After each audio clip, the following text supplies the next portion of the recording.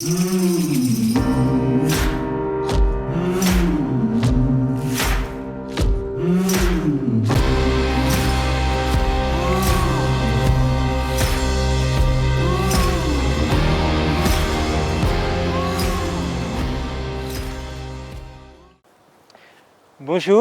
donc bienvenue sur le potager du roi, site de l'École nationale supérieure du paysage, et bienvenue sur les tutos du potager.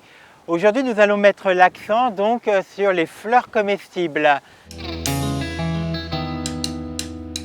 Contrairement à beaucoup d'idées reçues, la fleur comestible n'est pas du tout une tendance de mode du 21e siècle.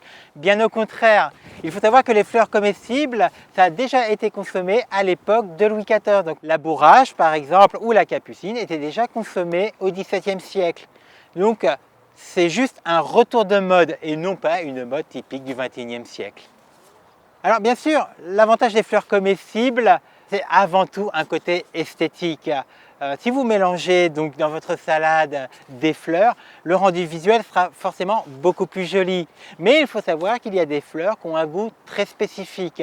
Prenons la bourrache par exemple, on va retrouver vraiment un petit goût iodé qui est très intéressant. Donc mélanger à un mesclun, c'est vraiment très bon, ça va rajouter vraiment une plus-value.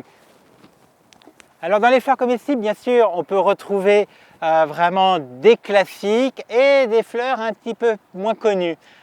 Mais dans les classiques, il y a un incontournable, bien sûr, c'est la capucine.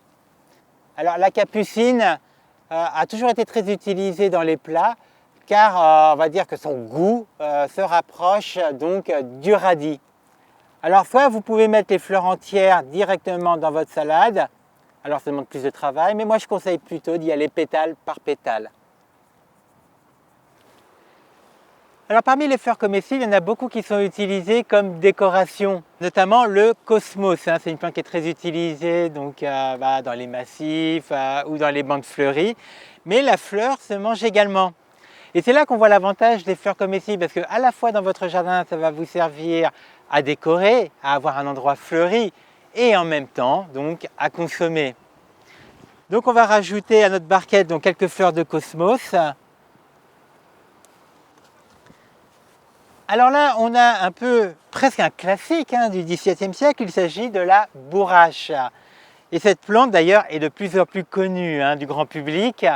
On a deux variétés, vous pouvez retrouver la variété à fleurs bleues et à fleurs blanches. La fleur bleue est bien sûr la plus connue. Et la bourrache est surtout connue pour son petit goût iodé. Alors petite astuce pour maximiser le goût, vous coupez ras du pédoncule. Donc vous gardez cet ensemble de fleurs. Alors pour ceux qui auraient du mal à manger le pédoncule, vous pouvez également bien sûr facilement séparer la fleur du pédoncule. Pour cela vous saisissez le centre de votre fleur et hop, ça part tout seul. Alors une plante un petit peu moins connue, c'est le népéta. Le népéta qui est une lamiacée, peu de gens le savent, mais les fleurs se consomment. On va retrouver un goût qui se rapproche presque du thym.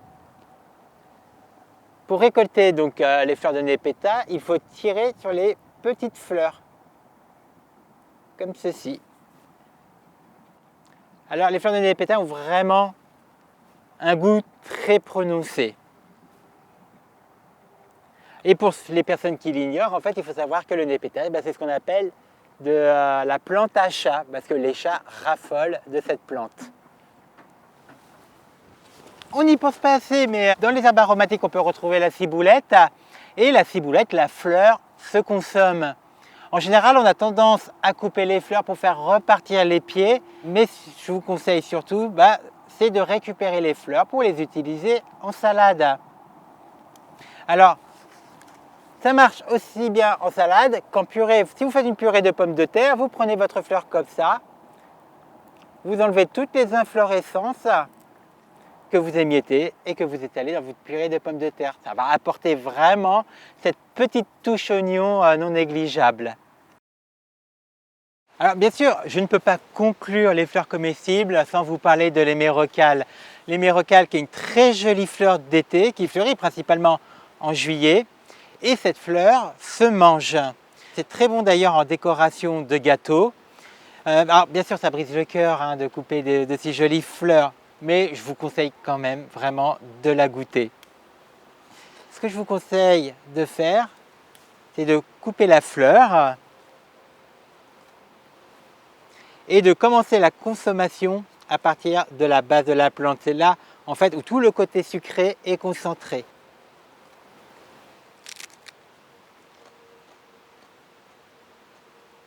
Elle est vraiment excellente et on retrouve vraiment le côté croquant. Alors là donc nous avons fini notre barquette de fleurs comestibles qu'on va pouvoir intégrer donc à notre salade. Alors en conclusion, donc, les fleurs comestibles, ça permet à la fois d'avoir un jardin fleuri et en même temps d'épater bien sûr vos invités avec également des plats fleuris. Beaucoup de fleurs sont comestibles.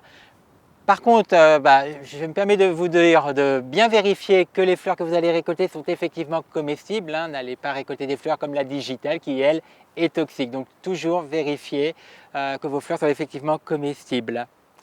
Je vous conseille également d'aller voir les autres vidéos de la chaîne Les Tutos du Potager. Vous pouvez apprendre beaucoup de choses différentes. Et je vous dis au revoir.